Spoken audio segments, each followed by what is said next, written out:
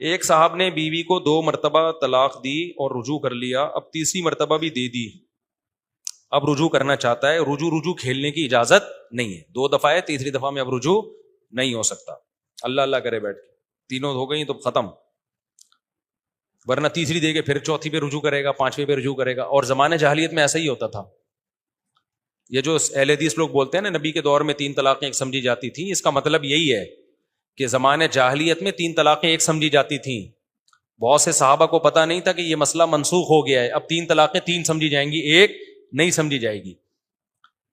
جیسے متع کا بہت سے صحابہ کو نہیں پتہ چلا تو وہ نبی کے دور میں حلال سمجھتے تھے اس کو، حضرت عمر نے متع پہ پابندی لگا دی، تو حضرت عمر نے الگ سے قانون نہیں بنایا، بلکہ وہی پابندی جو نبی کے دور میں لگ چکی تھی، جس کا لوگوں کو علم نہیں تھا، اسی کو نافذ کر دیا۔ تو ایسے ہی نبی کے دور میں جو 3 طلاقیں ایک سمجھی جاتی تھیں، وہ زمانے جاہلیت میں سمجھی جاتی تھیں، نبی نہیں سمجھتے تھے۔ اسلام نے کہہ دیا کہ اب 3 ایک نہیں ہے، 3 3 ہے، تو بعض صحابہ کو علم نہیں ہوا، حضرت عمر نے اس قانون کو لاگو کر دیا، 3 کو اب 3 ہی سمجھا جائے گا، ایک نہیں سمجھا جائے گا۔ تو حضرت عمر کا یہ فیصلہ قرآن و سنت کے مطابق تھا، اگینسٹ نہیں تھا۔ اور 3 کو ایک سمجھنے کا مطلب یہ تھا کہ زمانے جاہلیت میں، موطا امام مالک کی بھی حدیث ہے، ابو داؤد کی بھی، کہ زمانے جاہلیت میں 3 طلاقیں دینے کے بعد بھی لوگ رجوع کر سکتے تھے عدت کے اندر اندر۔ ہوتا یہ تھا، صحیح حدیث سے بات ثابت ہے، ایک طلاق دی، عدت پوری ہونے والی ہوتی، عورت سمجھتی کہ اب میں اس سے آزاد ہو جاؤں گی، کہیں اور شادی کروں گی، تو عدت پوری ہونے سے پہلے رجوع کر لیا، پھر لٹک گئی عورت۔ اس زمانے میں عدالتی خلے نہیں تھے، یہ جو آج کل حرام خوری کا دھندا چل رہا ہے نا، عدالت جاؤ، ورنہ عورت جاتی کورٹ سے خلا لے کے جان چھڑا لیتی۔ لیکن اسلام نے طلاق کا اختیار کس کو دیا ہے؟ مرد کو دیا ہے۔ تو اب مرد کیا کرتا ہے؟ اس کا ناجائز فائدہ اٹھاتا، پھر اگلے طہر میں دوسری طلاق دیتا، پھر جب عورت کی عدت پوری ہونے والی ہوتی، وہ کہتی ہے اب میں جان چھوٹے گی، میں کہیں اور شادی کروں گی، رجوع کر لیتا، پھر تیسرے میں تیسری دیتا، پھر جان چھوٹنے والی ہوتی، رجوع کر لیتا، پھر چوتھی دیتا، تو وہ نہ چھوڑتا نہ لٹکاتا۔ تو اسلام نے کہا بھائی آپ کو رجوع کا آپشن 3 دفعہ میں ہے، تیسری طلاق کے بعد آپ کے پاس رجوع کا آپشن نہیں ہے، تاکہ عورتوں پہ ظلم نہ ہو۔ اس سے بھی پتہ چلتا ہے عدالتی خلا کی کوئی ویلیو ہے ہی نہیں اسلام میں۔ عورت کی جان چھڑانے کے لیے، کیونکہ اختیار مرد کے پاس ہے نا، تو اس اختیار کو محدود کیا جائے، لامحدود نہ کیا جائے۔ اگر عورت کے پاس بھی عدالت سے کورٹ کا اختیار ہوتا تو پھر اسلام کو اختیار محدود کرنے کی کیا ضرورت تھی؟ طلاق کی بھی ضرورت نہیں تھی۔ عورت کہتی میں نے رہنے نہیں، actually I don't want to live with you, I cannot spend my time with you, I love Salim, I don't like Wasim۔ جیسے کہ آج کل ہو رہا ہے نا کورٹ میں، اور ہمارے بعض مذہبی اسکالرز جن کو قرآن و سنت کا کچھ بھی نہیں پتا، وہ اس عدالتی خلا کو کہہ رہے ہیں قرآن و سنت کے مطابق ہے۔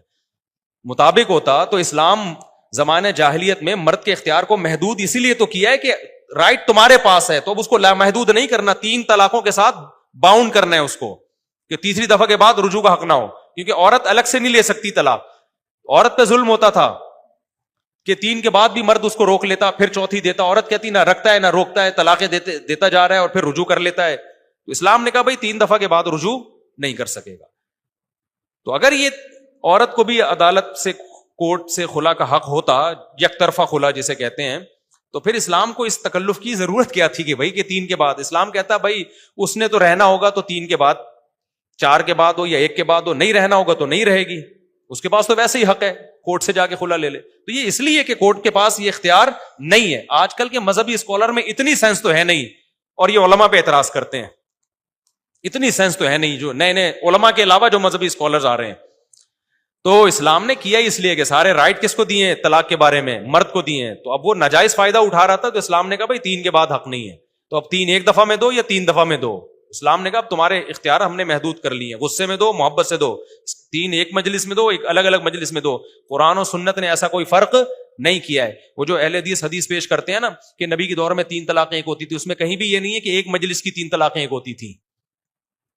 اگر ایک مجلس کی 3 ایک ہوتی نا، تو عبداللہ بن عباس یوں بیان کرتے نبی کے دور میں ایک مجلس کی 3 طلاقیں ایک ہوتی تھی، حضرت عمر نے ایک مجلس کو 3 کیا۔ نہ، اس میں علل اطلاق ہے کہ نبی کے دور میں علل اطلاق 3 ایک ہوتی تھی۔ کیا مطلب؟ چاہے ایک مجلس میں ہو یا 3 مہینے میں ہو، اور ایک ہونے کا مطلب 3 کے بعد بھی رجوع کا حق ہوتا تھا، جیسے 1 کے بعد رجوع کا حق ہوتا ہے۔ تو وہ 3 عملاً ایک ہی ہو گئی نا، کہ 1 کے بعد بھی رجوع کا حق ہے، 3 کے بعد بھی 1 رجوع کا حق ہے، تو 3 اور 1 میں کوئی فرق نہیں تھا، یہ مطلب ہے۔ حضرت عمر نے بولا یہ فرق تو قرآن نے کیا ہے، تو اب کریں گے ہم فرق۔ لوگ اس کا جو ہے وہ ناجائز فائدہ اٹھا رہے ہیں۔ تو حضرت عمر نے اس کو وہی نافذ کیا جو قرآن و سنت کا فیصلہ تھا. سمجھتے ہو کہ نہیں سمجھتے؟ تو اب 3 اکٹھی دو یا الگ الگ مجلسوں میں دو, 3 ہی ہوں گی وہ. اس میں اہل حدیث کا مذہب بالکل باطل ہے, اور کتنے لوگ تو اس چکر میں اہل حدیث بنے طلاقیں دے دے کے بیوی حلال کرنے کے لیے. تو یہ کس بیس پہ آپ مسلک چھوڑ رہے ہو بھائی؟ بیوی حلال کرنے کے لیے آپ نے مسلک چینج کر دیا, اس سے بڑی کوئی بغیرتی ہو سکتی ہے؟ تو اور خود اہل حدیث کے لیے بھی بیوی حلال نہیں ہوگی, کیونکہ اہل حدیث کا دعویٰ ہے ہم قرآن و سنت کو فالو کرتے ہیں. تو قرآن و سنت کی ان دلائل کا آپ کے پاس جواب نہیں ہے, آپ جان چھڑاتے ہو اس مسئلے میں. طلاق کے مسئلے میں کبھی کوئی اہل حدیث آپ کے ساتھ نہیں بیٹھے گا, بحث نہیں کرے گا, ان کو پتا ہے ہم اس مسئلے میں ہمارے پاس کخ بھی نہیں ہے. تو میرا تو تجربہ ہے نا, 20 دفعہ اہل حدیث بڑے بڑے علماء کو دعوت دی ہے, یار آپ کیوں لوگوں کو حلال کو حرام کو حلال کر رہے ہو یار؟ ایک عورت کو جس کو اللہ نے حرام کر دیا آپ کس بیس پہ حلال کر رہے ہو؟ کہتے ہیں قرآن حدیث میں. ہم کہتے ہیں آؤ ہمارے ساتھ بیٹھ کے بات کرو. نہیں, کبھی بھی اس مسئلے میں جیسے مرزا غلام احمد قادیانی کے جو فالوورز ہیں نا قادیانی, آپ ان سے اس پہ بات کرو کہ حضرت عیسیٰ حیات ہیں یا نہیں, وہ آئیں گے اس پہ بات کریں گے, کیونکہ اس میں وہ دلائل میں الجھاتے ہیں. حالانکہ دلائل اس میں ہمارے مضبوط ہیں اہل سنت کے کہ عیسیٰ علیہ السلام زندہ ہیں, لیکن عیسائی وہ نا قادیانی اس پہ الجھائے گا اس مسئلے میں, اس لیے الجھانے کے لیے وہ مناظرے کے لیے تیار ہو جائیں گے. وہ اس پہ بھی بات کرتے ہیں کہ مرزا غلام احمد قادیانی نبی تھا یا نہیں تھا, اس میں مناظرے کے لیے ایگری ہو جاتے ہیں.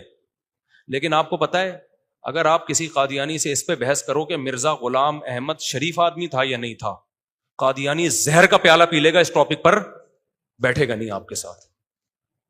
سمجھ رہے ہو نا, زہر کا, یہ تجربے کی بات کر رہا ہوں میں, زہر کا پیالہ پی لے گا, اس ٹاپک پر کبھی بھی نہیں آپ کے ساتھ بیٹھے گا وہ, کیونکہ اس کی کتابوں سے لگتا ہے کہ وہ شریف آدمی, کتابوں کے حوالوں سے پتا چلتا ہے وہ شریف آدمی نہیں تھا.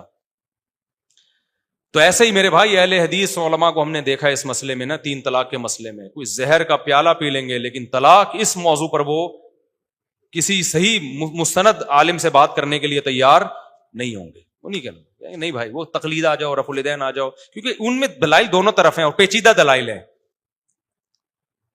رفع الیدین کا مسئلہ تو اختلافی ہے نا, اس میں دونوں طرف دلائل ہے. جو جب دونوں طرف دلائل ہوتے ہیں تو جو پیش کرنے والا ہے اس کے اسٹائل کو اور اس کی تیاری کو دیکھا جاتا ہے کہ وہ کس انداز سے پیش کر رہا ہے. اگر وہ انداز صحیح ہوگا تو مناظرہ جیت جائے گا, نہیں صحیح ہوگا تو ہار جائے گا. لیکن طلاق کے مسئلے میں تو کخ بھی نہیں ہے ان کے پاس, لہٰذا اس میں بڑی جان. میرے ایک دوست اہل حدیث ہیں, میں نے ان کو اپنا 3 طلاقوں والا نا میں نے ویڈیو پوری دلائل کے ساتھ ریکارڈ کروائی, وہ کلپ بھیجا, میں نے کہا آپ بتاؤ اہل حدیث علماء کے پاس اس کا کیا جواب ہے, آپ بتاؤ نا, آپ تو خود اہل حدیث ہو, اپنے علماء سے پوچھو نا.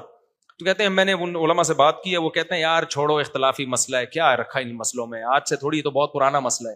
میں نے کہا اسی پہ بات کر لیں گے کہ پرانا ہے یا نیا ہے, ٹھیک ہے نا. نہیں بیٹھتے اس پہ وہ. تو اس لیے چاہے اہل حدیث اپنی بیوی کو 3 طلاقیں دے یا کوئی حنفی شافی دے, 3 طلاقوں کے بعد قرآن و سنت میں بہت واضح ہے میرے بھائی کہ بیوی حلال نہیں ہوگی. یہ اختلافی نہیں ہے, یہ حق کی مخالفت ہے. میں اہل حدیثوں کی نیت پہ شک نہیں کرتا, ان سے دلائل سمجھنے میں بہت بڑی مسٹیک ہوئی ہے. میں نہیں کہتا انہوں نے جان کر 2 نمبر ہی کی ہے, لیکن ظاہر ہے جب آپ مجتہدین کو چھوڑو گے نا, اپنے علم پہ اعتماد کرو گے تو بڑے بڑے بلنڈر آپ سے ہوں گے.